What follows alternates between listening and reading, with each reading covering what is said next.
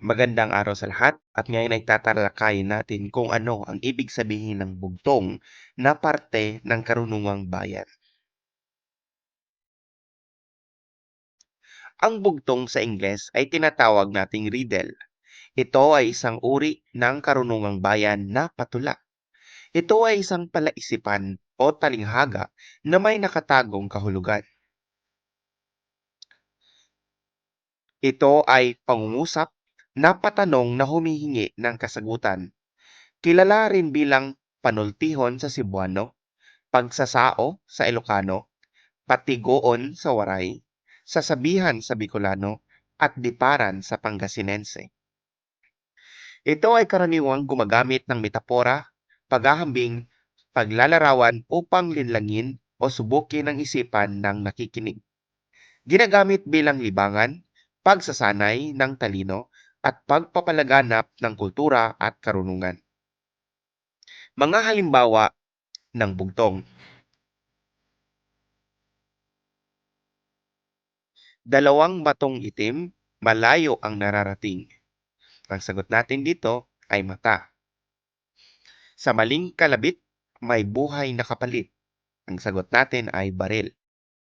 Isang reynang maraming mata, nasa gitna ang mga espada, pinya. Hinila ko ang baging, nag-iingay ang matching, kampana. May puno walang bunga, may dahon walang sanga, sandok. Butot balat lumilipad, saranggola.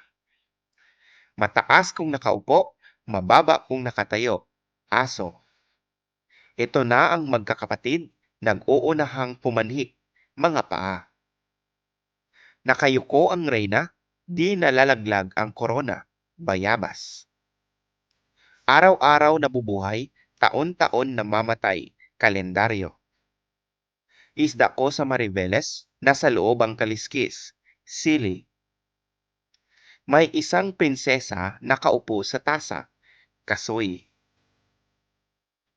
Hayan na si Kaka, pabuka-buka ka, gunting. Nagtago si Juan, nakalabas ang ulo, pako.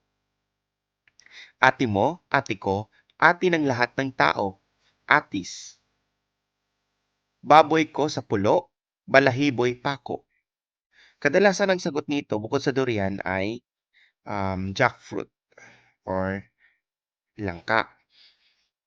Hindi hayop, hindi tao, pumupulupot sa tiyan mo, sinturon.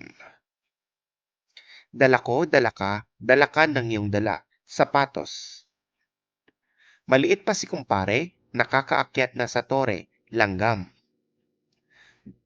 Dumaan ang hari, nagkagatan ang mga pari, zipper. Hindi pare, hindi hari, nagdadamit ng sari-sari, paro-paro. Lumuluha ng walang mata, lumalakad na walang paa, ballpen. Maliit na bahay, puno ng mga patay, posporo. Kung kailan mo pinatay sa kahumabang buhay, kandila.